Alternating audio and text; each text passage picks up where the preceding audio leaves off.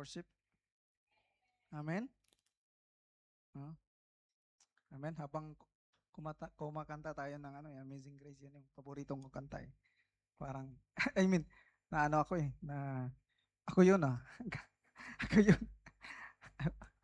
Ako yun. Always ako yun. Amen? So, anyway, ah sabihin nga natin sa ating katabi, parang tahimik naman, sabihin na, magandang umaga. Napakaseryoso, di ba? Amen. So ako ang natasan today sa pagtuturo ng salita ng Diyos. Amen. Sige tayo manalangin po. Panginoong Diyos na makapangyarihan, aming Diyos Ama nasa langit, pinupuri ka at tinataas ka namin sa kaligitnaan, O God, sa gawain ito, O God, Lord. Salamat, Lord, sa kabutihan mo sa aming mga buhay, Lord. 10,000 reasons, Panginoon, na purihin ka is not enough.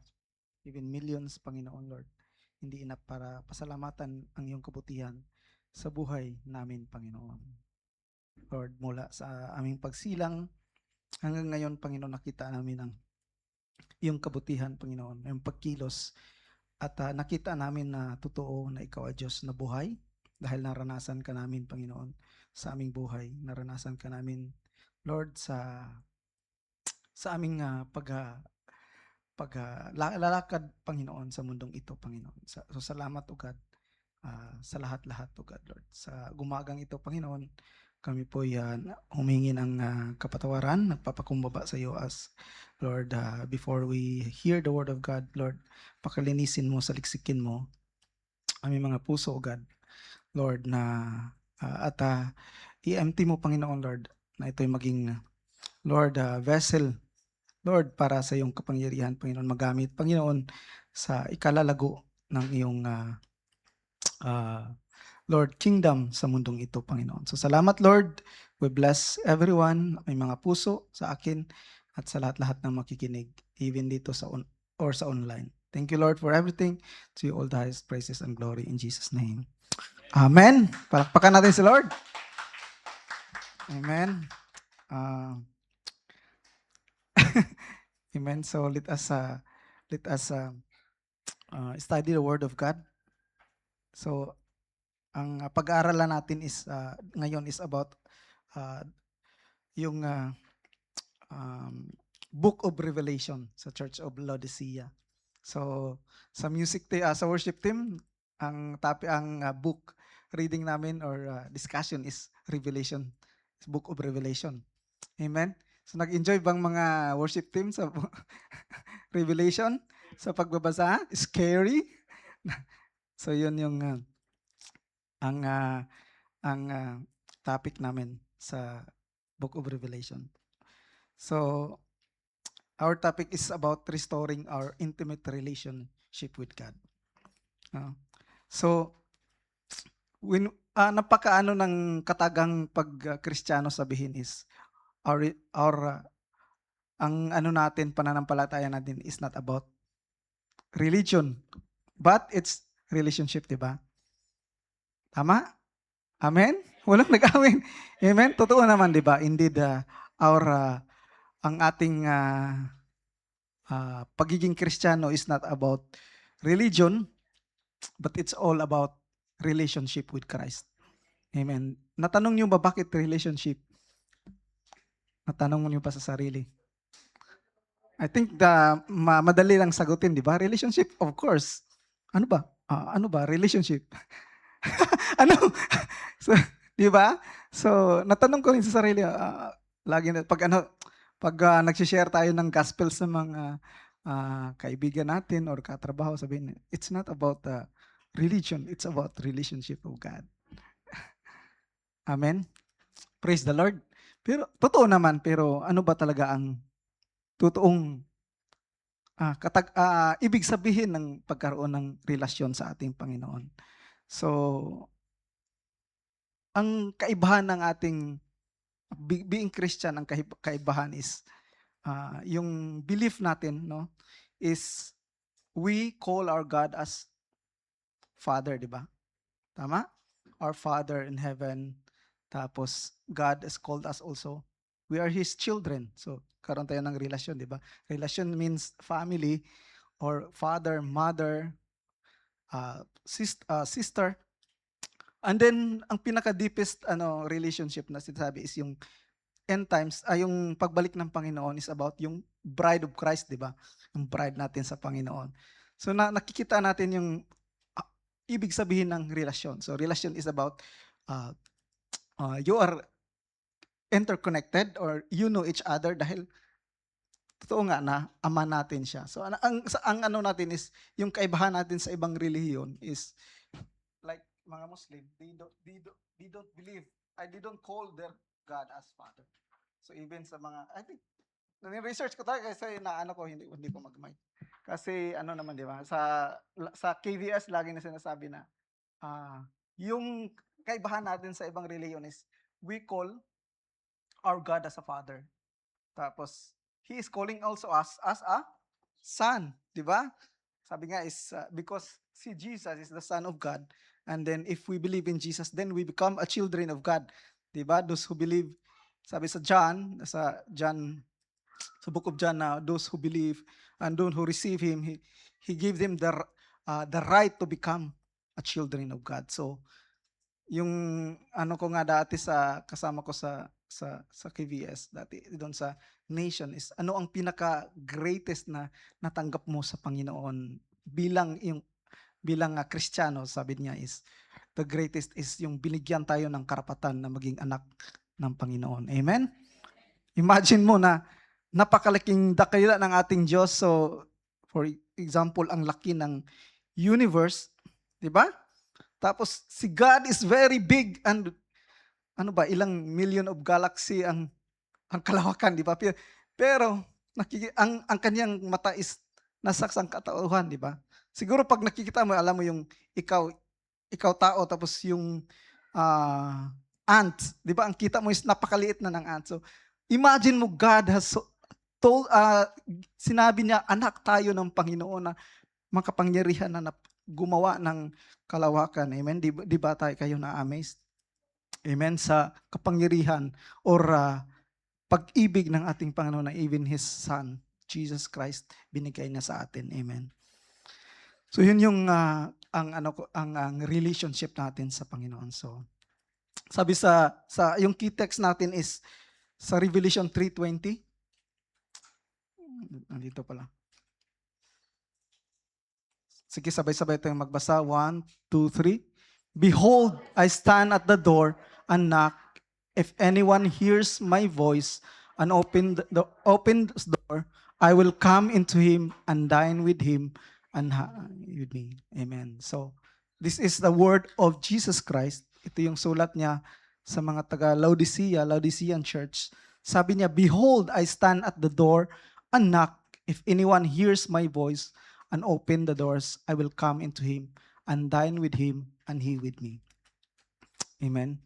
So, ang ano dito is yung word na dine.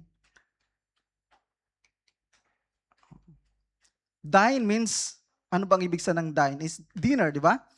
Dinner or supper. So, according kay Barclay, isa siyang scholar, sabi doon, the meal mentioned is from the ancient Greek term diphon, refers to the principal meal taken in the evening, equivalent to supper or dinner.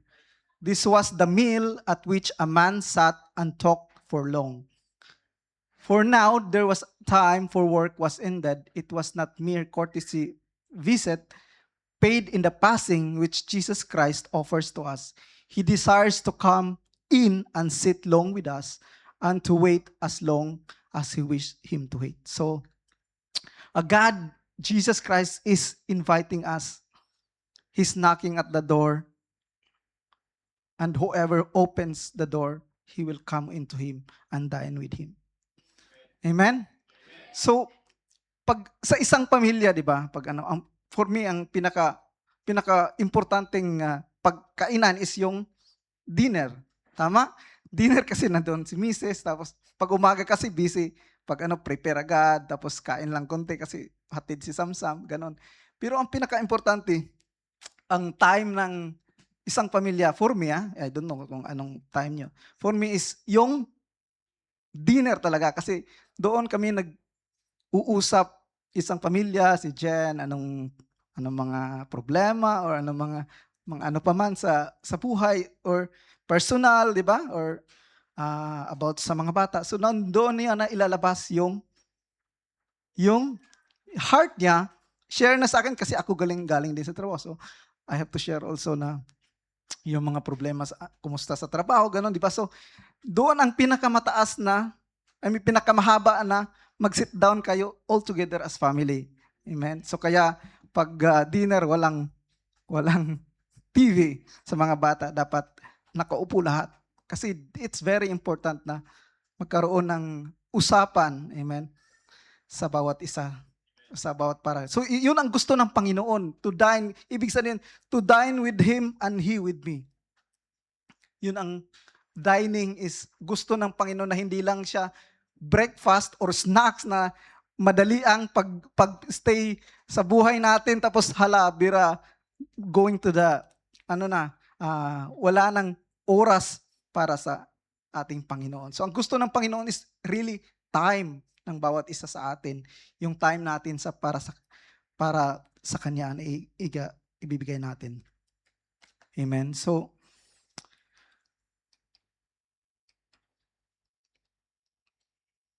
Jesus wants to come into us and dine with us in the sense of sharing warm, intimate time, having a deep and meaningful relationship. So, pero kung babasahin natin yung text natin, sabi doon may isang kondisyon, di ba, bago siya nagsabi, I will come to him,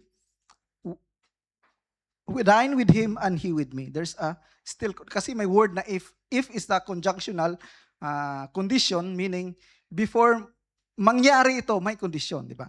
So, if anyone hears my voice and opens the door. So before makapasok ang ating Panginoon sa iyong tahanan or sa iyong puso, sabi niya, kailangan nating makinig sa ating Panginoon. If anyone hears my voice and open the door. So kung may nasa labas tapos may magkakatok, tapos ang ingay-ingay, tapos may tao po. So ano mangyayari pag maingay ang loob ng bahay, hindi mo maririnig ang kumakatok, 'di ba? So kailangan sa bawat isa sa atin is if anyone hears, kailangan natin ng talagang makinig sa boses ng Panginoon.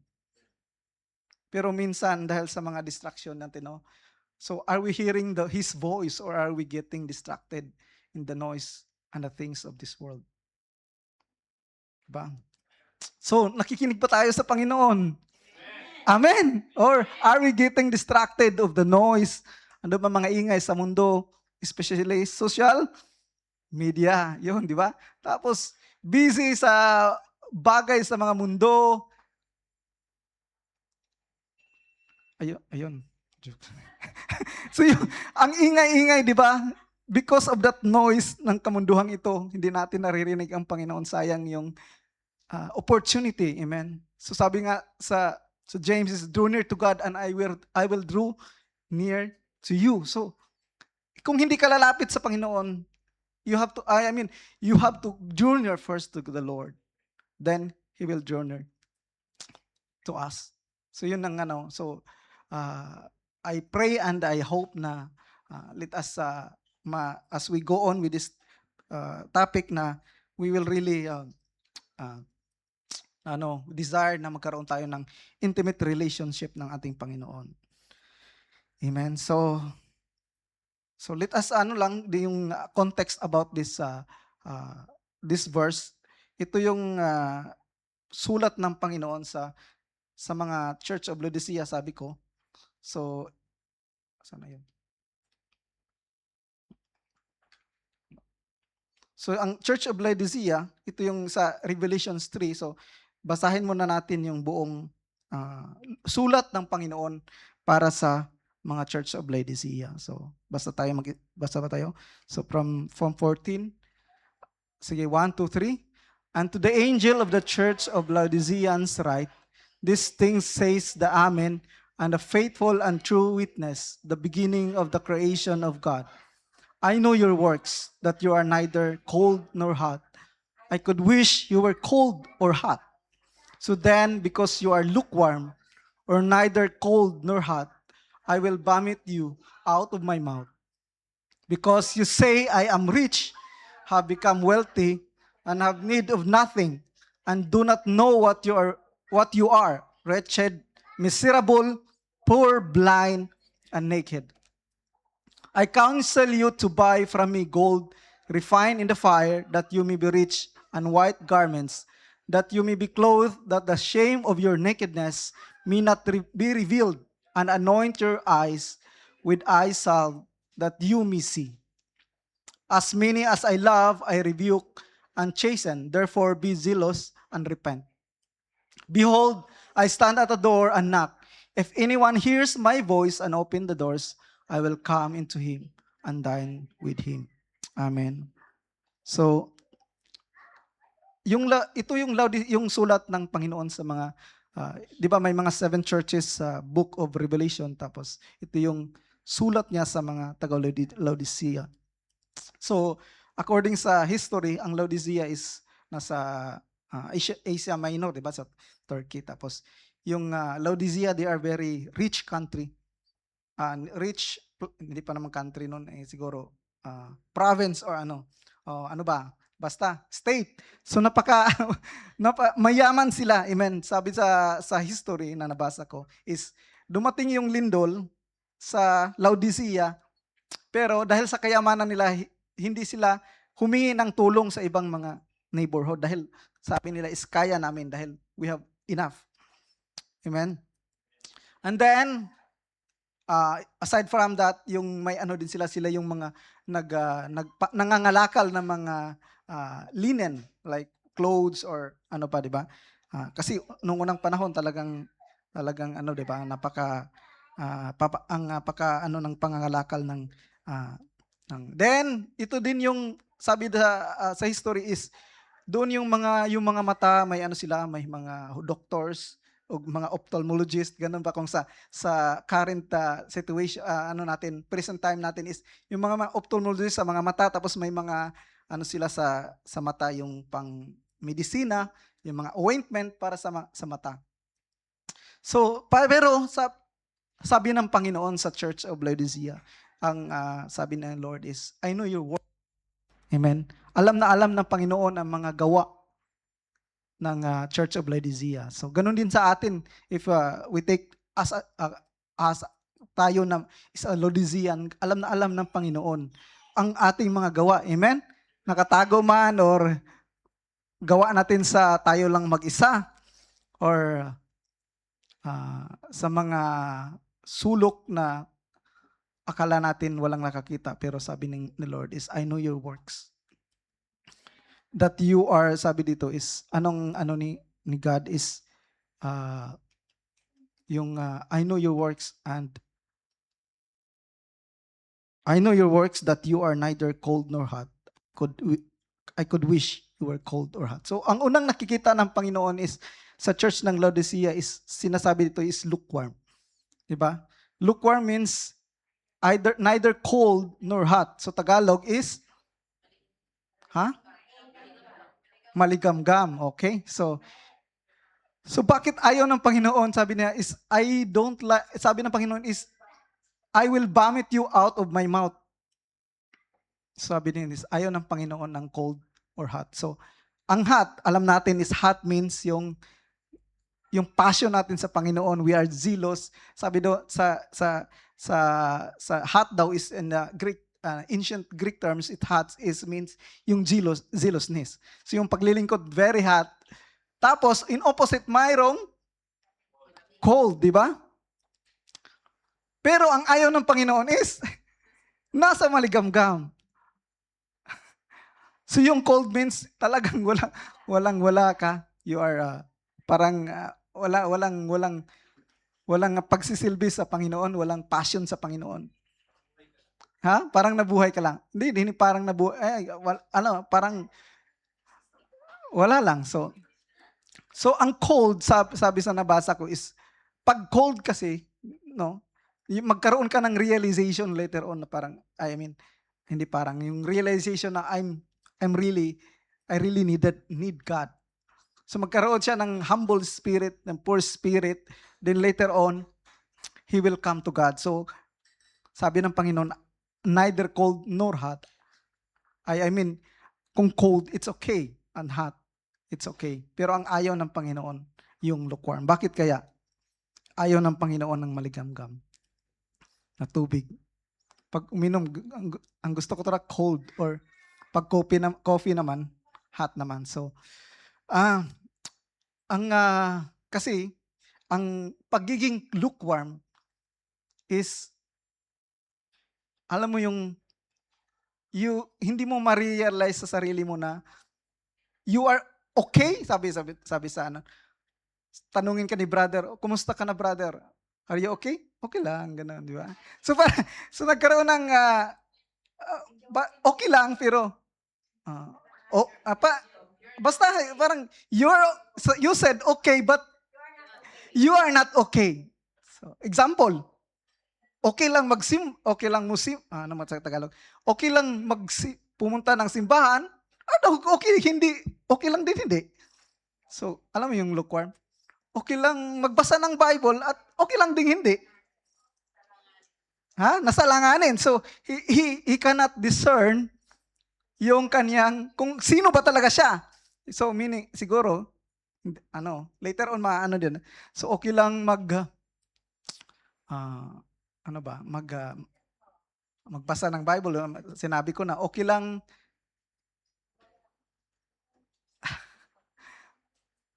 okay lang gumawa ng mabuti at okay lang din hindi pag walang nakakita, di ba? Okay lang to be holy. Okay lang din. Mini sometimes, di ba? So ganun ang pagiging lukewarm. So God really hate na magiging lukewarm dahil nagkaroon siya ng, yung complacency, or nagkaroon siya ng, kasi pag naranasan ko rin ng ganun kasi, and then later on, ang mangyayari sa puso is become, alam mo, matigas na. Parang yung mind mo, naranasan ko as a Christian life, naranasan na, yung parang yung, alam mo yung tenga para mong nakalagay na sa, okay lang, ganun, okay lang, nakikinig naman ako, na pumupunta ako ng church, so okay lang, yun ang, pero ang sabi ng Panginoon, ayaw ng Panginoon yung pagiging lukewarm. Sabi niya is, I will vomit you. Sana tayo? I will vomit you out of my mouth. So, ano na tayo sana ng Panginoon nasa bibig na tayo ng Panginoon, pero dahil sa ating hindi niya malunok ang ating mga paggawain, no? Hindi malunok ng Panginoon yung ating gawain. So ang mangyayari is isusuka na lang niya. At itatapon, syempre, alaman sino bang pag isusuka na, isusubo ulit. Di ba? So pangalawa is yung nakikita ng Panginoon is yung about sa Laodicean church is they are physically rich but spiritually poor. So yun ang sabi kanina is because you say I am rich, have become wealthy, and have needed nothing. Amen. So ang nangyayari din is, alam mo yung sabi ng Panginoon sa Matthew, di ba, is it is difficult to a rich man na makapasok sa kaharian ng Diyos. Pero para sa Panginoon, walang imposible kasi marami namang mga mayayaman na nakapasok sa kaharian ng Panginoon. Si Joseph da Arimathea, di ba? Mayaman siya. Pero ayun, naging follower siya sa Panginoon. Pero ang ayaw ng Panginoon is yung we are dependent sa ating kayamanan. Sabi ko kanina is yung mga Laodicea is naging dependent na sila sa kanilang kayamanan. Alam mo, pag marami kang pera, parang ang iniisip mo na lang, saan kaya ako magbabakasyon, di ba? Sana all. Di ba, talagang totoong na ang mga maraming pera is, buti na lang, hindi tayo mayayaman, no? At least, di ba? So, pag maraming pera, minsan nakakalimutan na natin ang Panginoon. Friday na pumunta sa church, pag maraming pera, pupunta ng mag-shopping. Pag maraming pera, so, yung kasi yung alam mo na yung kayamanan lagi really is yung they will deceive our heart, 'di ba? So yun nga sa yung isa sa mga temptation, 'di ba, na ni Satanas kay Lord Jesus is kayong I will give you yung kaharian, 'di ba? Yung kayamanan ng mundong ito. So yun ang nakikita ng Panginoon. So it is not bad na maging mayaman. Amen? Amen, syempre. Amen. Hindi bad na, hindi masama na magiging mayaman as long as yung puso mo is wala sa kayamanan kundi na kay Lord. Amen. Amen. Palakpak naman sa mga mayayaman. Mayayaman. Praise the Lord. Amen. So, hindi lang sila sa kayamanan, may din nakita si Lord. Pangatlo is delusional. Ano ba yung delusional? Poor blind. Hindi yun yung meaning ng delusional. So sa 17 din sabi na, and do not know that you are wretched, miserable, poor, blind, and naked. So other translation sabi doon is, you say, and you don't realize that you are wretched, and miserable, and poor, and blind, and naked. Amen. So ang nangyayari is, ang delusional meaning is, it refers to holding a belief with absolute certainty despite clear evidence that contradicts it. Delusional meaning, maling akala kung sa Tagalog pa, di ba? Akala mo okay, sabi kong kanina is, akala okay lang. Pero deep inside sa ating mga puso. Amen? Iba pala, no? So, pag nag-ano kami, devotion kami sa KBS, so pag ang pinakaano ko is, pag morning, kumusta ka na? Ganun.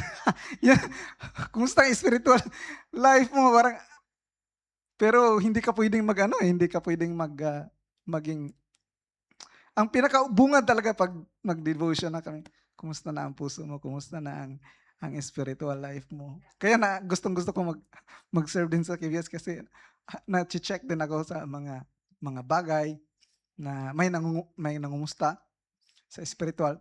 Pero ang hirap lalo na pag hindi okay, di ba? Pero hindi ka pwedeng magsabi ng okay lang. Sabi nga, delusional yun. So, ang natutunan ko sa buhay is, you have to be honest. Amen? Honest ka dapat sa anong, okay, if you are okay, good. If you are not okay, say it, not okay. Tama? Kaysa magsabihin na, I'm okay but not okay. It's a dangerous, English na. Dangerous, dangerous answer yun na pag magsabi na, I'm okay, but really it's not okay. Amen. Kasi, it's, unang-una is, nagsisinungaling ka sa harap niya at sa harap ng Panginoon. Amen. Kaya pag sabihin ka, brother, sister, kumusta ka na? Sabihin mo okay or not okay. So ang gusto ng Panginoon talaga is to be honest. Magkaroon tayo ng honest heart sa Kanya. Yung honest natin, sabi na, I know your works. Alam na alam ng Panginoon. Kahit sabihin mong okay ka but deep inside not okay, alam na alam ng Panginoon. Amen. Kaya kailangan natin talaga ng times ng Panginoon para masabi natin sa Panginoon. Magkaroon tayo ng relation, a deep intimacy sa Panginoon. Amen. Na masabi natin ang ating mga nararamdaman, naranasan. Alam mo, yung may isang struggle ako sa buhay na share ko na to na-share ko na sa mga care group ko, di ba? Yung struggle ako sa buhay is, lang yun, sikreto lang sa akin yun eh. Sikreto lang. Hindi ko sasabihin. Sinabi ko na sikreto, pero I've been holding it yung kaya kinanta natin nung kanina is, "My chains are gone, I've been set free." So na talagang I always mariminis ko yung ginawa ng Panginoon. He really break the chain, no? So may tinatago ako, tapos ah, mula pagkabata, tapos alam mo yun, ah, paulit-ulit kahit maging Kristiyano, sabihin ko na lang para hindi yung actually yung word na yung ano talaga is yung pornography, yung talaga ang pinaka-struggle ko sa buhay ko, 'no. Siyempre galing ako sa isang, ah, napaka yung mundo na full of lust, 'di ba? So, yun talaga ang pinaka hanggang sabi ko, siguro 'pag mag-asawa na ako mawawala na, pero hindi pala. Hanggang nag-asawa gano'n pa rin, may ano, no, though may hindi talagang lagi, pero may flesh is parang 'pag ano, napupunta napupunta, I mean, sabi nga hindi ko gustong gawin, pero minsan talagang ano ng kaaway, 'no, I mean ng nate-tempt, hindi ng kaaway kundi yung mind mo, yung ano.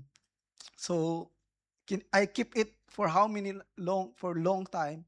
Hindi ko nasabi sa asawa ko yung about this struggle, 'no. Pero nung ano, I decided na gusto ko talaga makawala kasi sayang yung ano natin, yung service natin sa Panginoon, tapos pakitang tao lang pala tayo. Deep inside or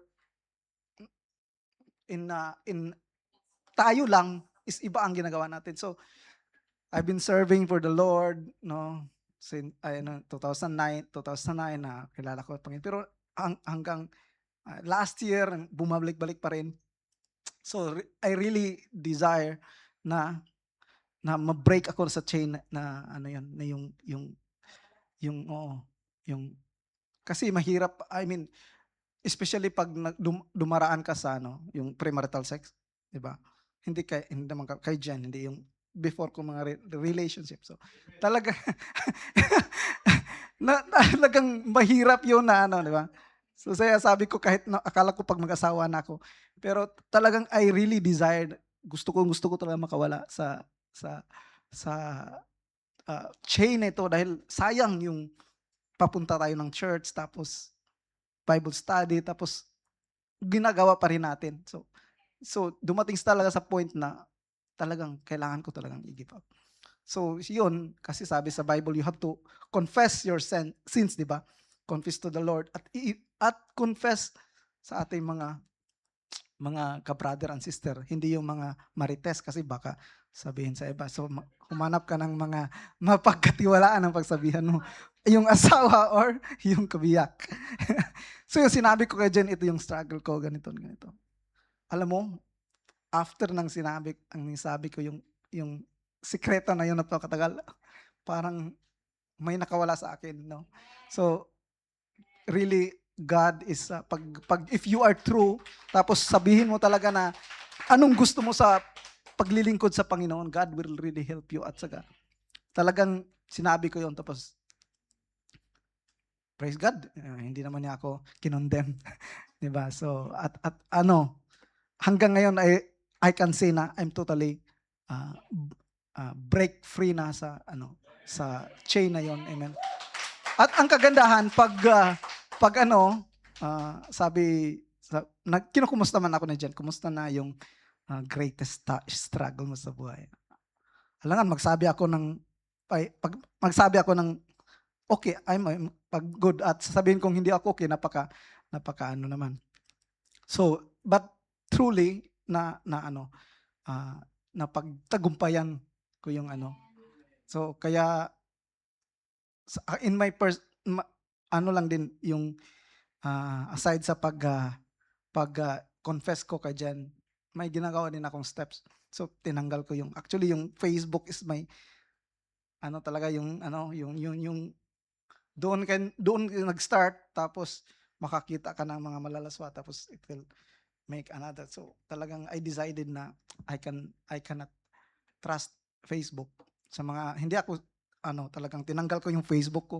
Tapos sa inyo, kung kaya niyo naman, kung ma kaya niyo namang so okay lang din. It depends upon sa inyong tapos yung mga account ko dapat si Jen nakakaalam, tapos yung YouTube dapat shared kami ng account, tapos Messenger ko dapat alam niyang password. So lahat ng dapat may sabi nga ni Pastor is magkaroon ka ng accountability, no, para mag-check sa'yo. Kasi sayang lang yung natin eh. Sayang lang yung paglilingkod natin sa Panginoon. Sabi nga sa Isaiah na yung nakapaghiwalay sa atin, sa ating Panginoon is yung kasalanan talaga. Amen? Sayang yung ginawa ng Panginoon na He break the chain, he died on the cross, no? Pero we have to do on our part also. Hindi lang na yung ginawa na yung Jesus. We are saved by the grace, sabi mga, pero yung the fruit, yung makikita ng sa isang tao yung kanyang bunga. Amen. It's not hindi lang hanggang doon sa grace, kundi makikita din sa atin yung bunga ng Panginoong Kristo sa ating buhay. Amen.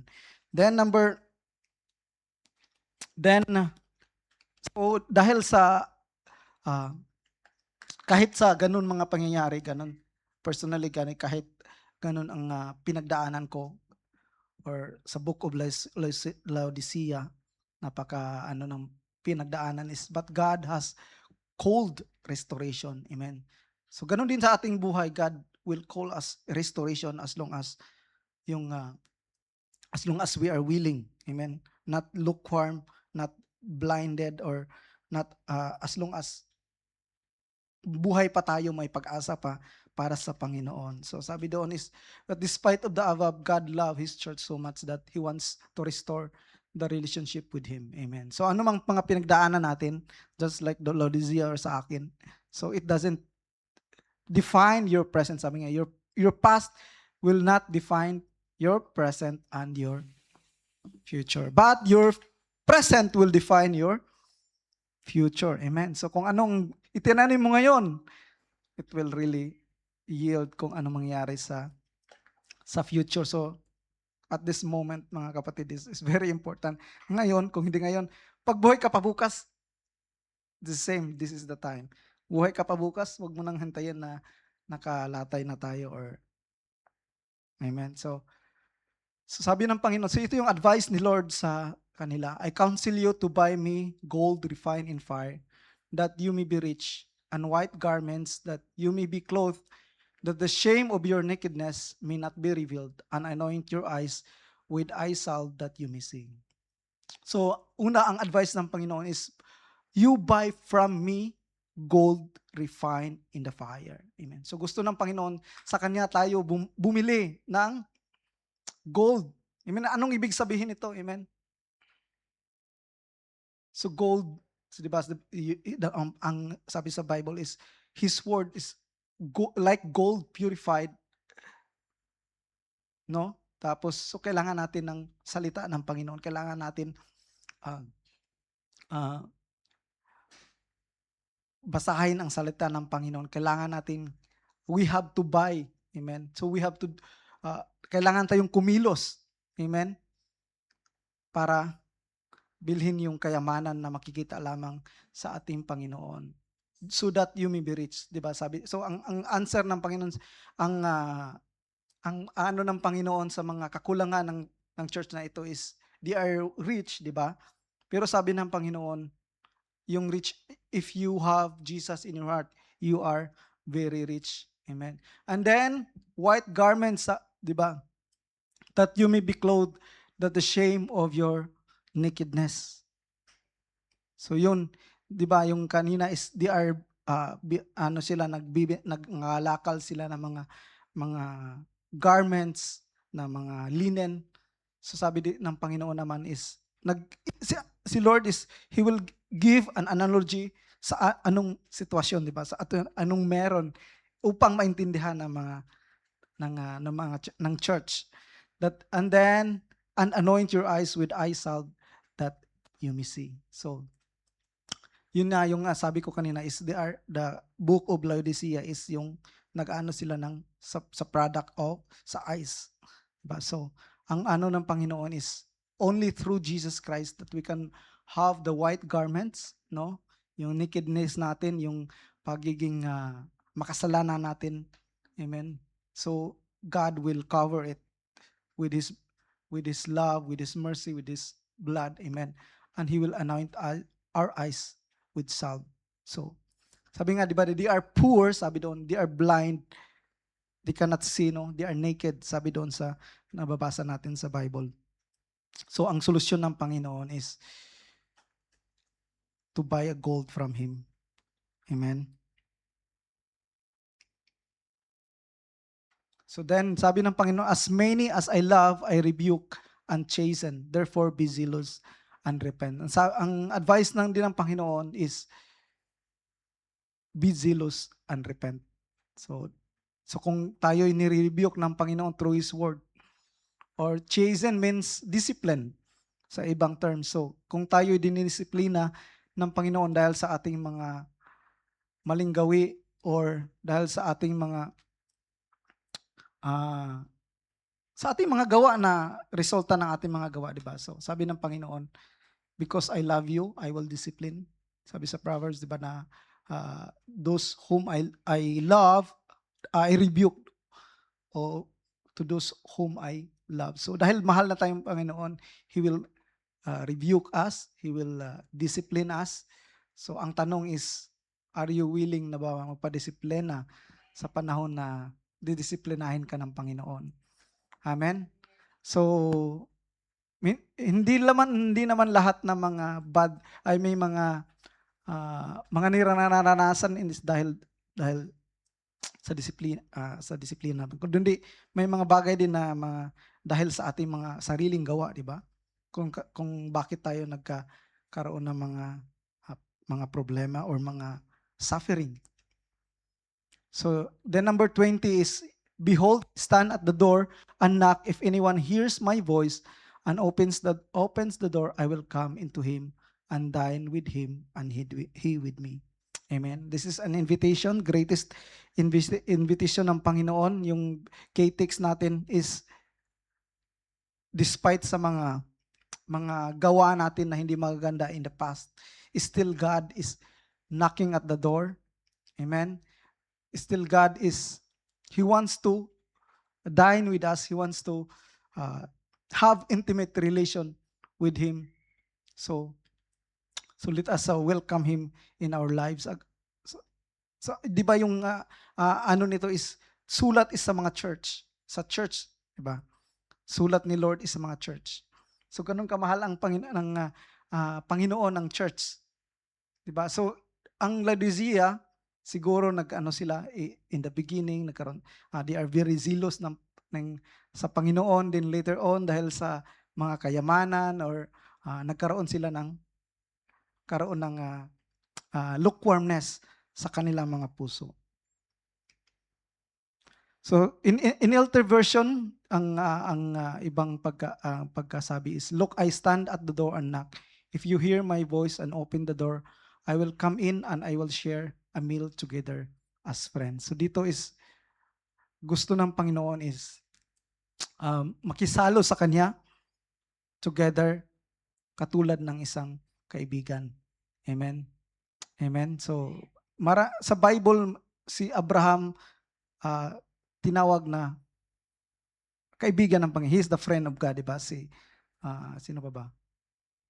Si Moses, diba? Si Moses, sinabi is, like a friend, imagine mo si Moses, he can see face to face ang ating Panginoon. So parang sila magkaibigan na nag-uusap. Then si Abraham, may isang story na parang, kaibigan talaga, kaibigan sila ng Panginoon, di ba? Alala niyo yung gunawin na ang Sodom and Gomorrah, di ba? Naalala niyo yung story niyo? Yung Sodom and Gomorrah. Tapos pumunta si Lord kay Abraham, tapos he share, di ba? Kasi pag friends kayo, he will share his secret. Di ba? Tayo magkaibigan.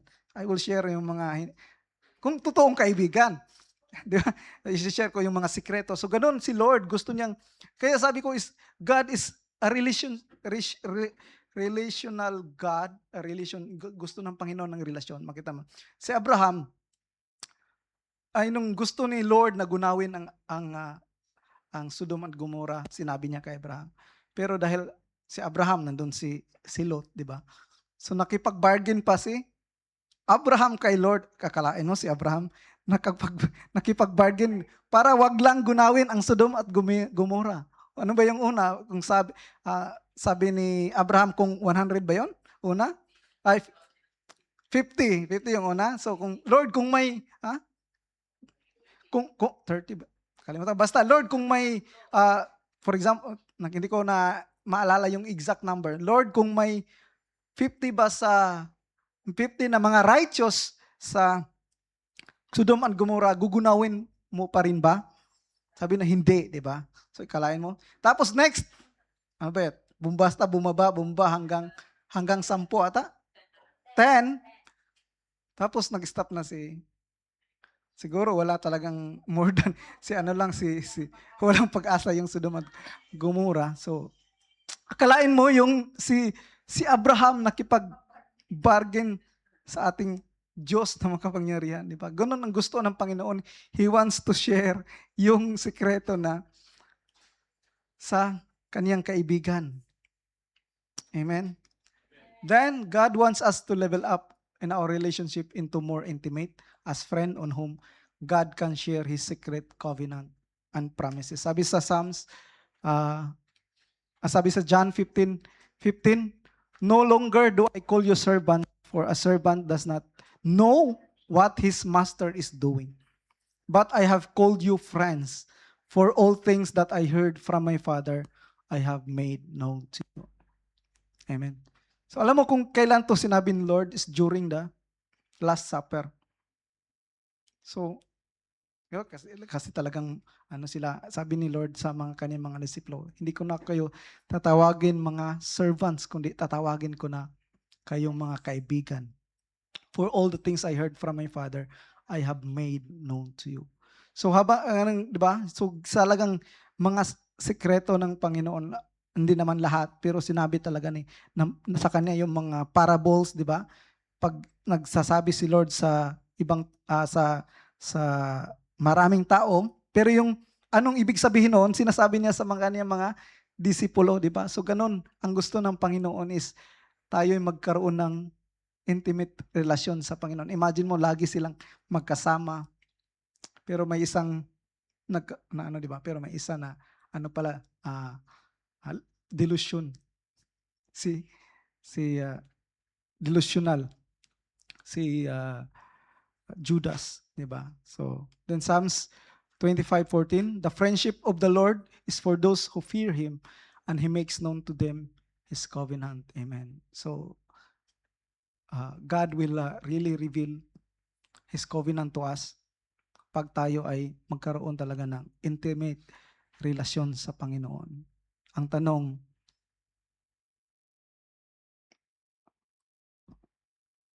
willing naman lang lahat, di ba? Magkaroon ng. Pero ang tanong is, paano natin gagawin? Amen. Kung sabi ko nga is we are, sa mundong ito, we are the noise of this world. Distracted tayo. We are so focused sa mga bagay sa mundong ito. So, siyempre pag wala kang time sa asawa mo, ano mangyayari? Di ba? Pag wala kang time sa asawa, dumating din sa point na nagkaroon kami ng ni si Jen.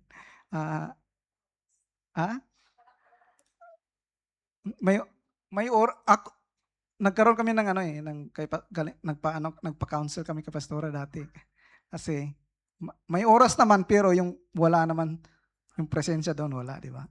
So, ako ng tao kasi passive. Parang okay lang, ganun. Problema, ganun. So, dumating sa point na I think na feel niya na parang wala akong pakialam sa kanya. Diba? So, I think ganun din si Lord na okay lang, naging lukewarm, okay lang, ganun. Wala talagang totoong relasyon. So, ang mag-asawa din is hindi lang hanggang mag-asawa, is later on, you can be friends, di ba? Magkaroon tayo. Kasi yung mag-asawa doon kayo nag-share ng mga sekreto nyo. Nagkaroon kayo ng intimacy sa kayo ng dalawa, di ba? So ganun ang gusto ng Panginoon sa atin. Yung pagkaroon talaga tayo ng oras para sa Panginoon. Marami tayong Facebook or social media, pero ang oras natin sa Panginoon, how is it? Hindi lang to para sa inyo, para sa akin din kasi minsan di ba? So ang hindi lang yung lagi tayong nagsasalita para sa Panginoon. Ang gusto din ng Panginoon is tayo din ay makinig. Amen. So how can we hear God is through His Word, di ba? So hindi lang tayo puro ask prayer, Lord, please, please, please, please, please. So puro na lang ikaw nagsasalita. Si Samson, naalala ko, yung mga babae daw sa school, napakadaldal, sabi niya. Nagreklamo siya. So, ang gusto ng Panginoon, na tayo naman minsan makinig sa Kanya. Hindi lang tayo puro tayo nagsasalita. Lord, gusto ko ng ganito, ng ganito. Ang gusto din ng Panginoon para sa atin is makinig sa Kanya. Magkaroon ng intimate relationship sa ating Panginoon. Amen? So, sa mundong ito, may dalawang bagay lang na pagpipilian. So, yung sabi sa James 4:4 is, you adulterers, don't you realize that friendship with the world makes you an enemy of God? I say it again, if you want to be a friend of the world, you make yourself an enemy of God. So dalawang pagpipilian lang, mga kapatid. Either our friendship is with God or friendship with the world. So ang challenge sa atin is, kanino tayo kaibigan? Sa Panginoon or sa mundong ito? So ang opposite is, if we are friends of this world, sabi niya, we are enemy of God. And if you want to be friend of the world, you make yourself an enemy of God. Amen. So, I pray and I hope na sa ating lahat is, we will really seek the presence of the God. So, ang gusto ko yung narinig ko na preaching ni Pastor Blood. Sabi niya din is, tinanong siya is, what is the vision of the church daw? Sabi niya. So, vision ng church. So, minsan, nakakalimutan niya, ano bang vision natin? Alam niyo? Anong vision ng, diba? So, minsan nakakalimutan din niya. So, pumunta siya sa tinignan niya sa computer niya. Ito. Pero ang gusto kong sinabi sa kanya is, ang vision, okay, magkaroon tayo ng vision is to preach the gospel, di ba? To seek the lost. Pero ang sabi niya is, at saka to change the world, sabi niya doon. Pero tinanong siya ng pastor ba yun, isang pastor din na, ano ang vision na doable, achievable, everyday, di ba? At saka masasabi ng isang Kristiyano na, I am victorious today. So pag nag-stop siya, tapos sinik niya si Lord, sabi niya is, sabi niya is, yung vision is, magkaroon tayo ng daily encounter sa ating Panginoon, araw-araw. Yung masasabi na, yes, may karoon tayo ng another service, another gawain, yung mga ministry natin, pero ang vision sabi sa kanya sa church is, yung pinaka-primary vision is, masasabi ng isang Kristiyano daily that I am victorious pag we will seek the Lord every day sa ating buhay. Amen. So yun ang pinaka desire na sa kanyang vision niya para sa kanyang mga church. So, and alam ko na it will follow yung mga pag-preach ng gospel, yung ibang ministry, it will follow. 'Di ba? Pag-ayos yung puso mo sa Panginoon. Talagang, because if you have intimate or daily encounter sa ating Panginoon, the whole day is talagang iba-iba na Naranasan ko yan. So, God opens pag magkaroon ako ng devotion sa morning. Makita ko, the the day is different. God will open na makapag-share ng gospel sa katrabaho, ganun. So, nakikita ko talaga pag inuna natin ang Panginoon sa umagang-umaga, diba?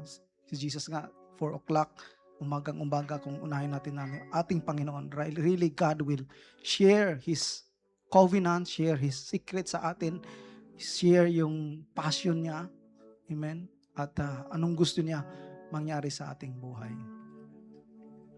So yun lang, so I pray na we will really desire to have a relationship sa Panginoon. Sige, let us all stand.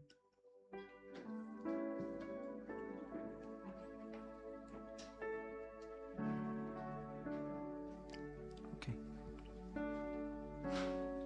Yes, tayo manalangin. Let us open our hearts, the door of our hearts. Sabi ng Panginoon na Jesus is at the door. He's knocking. Amen. And sino man anyone who hears His voice and open the doors, He will come with, He will dine with Him. God, Lord, we ask for forgiveness, Lord, sa aming mga pagkukulang sa iyo, Panginoon, Lord God. Lord, your desire is magkaroon ka ng, you are seeking, Lord, ng mga tao na have a intimate relationship sa iyo, Panginoon. You are seeking tao, Panginoon, katulad ni Abraham, ni Noah, ni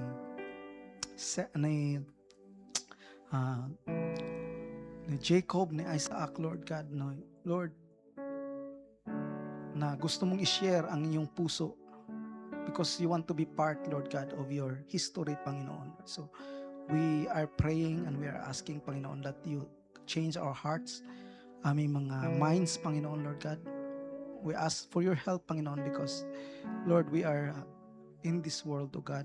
We are surrounded, Panginoon, of the noise, Lord, of the things of this world.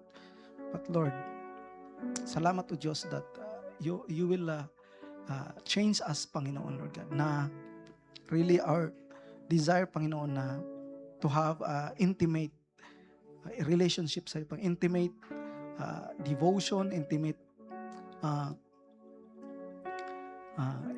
time, Lord God,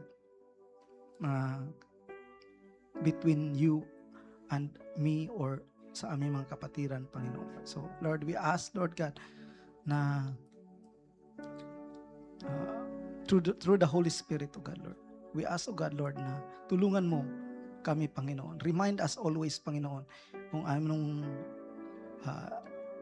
igugugol namin, Lord God, na oras, na mas malaking oras sa aming mga buhay, Panginoon, Lord God. So, Lord, we cannot do it on our own, O God. We cannot do it on ourselves, Lord. So, we need the Holy Spirit. Holy Spirit, Holy Spirit, Holy Spirit, we need you, Holy Spirit. We love you, Holy Spirit. Holy Spirit, come in our hearts. Holy Spirit, Holy Spirit, change us. Holy Spirit, help us. Holy Spirit, Holy Spirit, change us. Holy Spirit, remove all the unnecessary things, unnecessary times sa aming mga buhay. Holy Spirit, help us. Holy Spirit, rebuke us. Holy Spirit, discipline us. Holy Spirit, remind us always. Holy Spirit, we need you, Holy Spirit. We need you, Holy Spirit, sa mga buhay. Thank you, Lord. Thank you, Jesus. Thank you, Lord. Thank you. Salamat, Banal na Espiritu, na manahan ka sa aming mga puso. Manahan ka sa aming mga buhay. Manahan ka sa aming mga tahanan, Banal na Espiritu. Salamat, O Diyos. Manahan ka din. Higit sa lahat sa Lord, sa panambahan na ito, church, sa church namin, Panginoon, that we really, Lord, feel your presence, because in your presence there is fullness of joy, Lord. There is peace, O God. There is satisfaction, O God, Lord. Salamat, O God. Salamat sa lahat. To you all the highest praises, glory, and adoration in Jesus' name. Amen.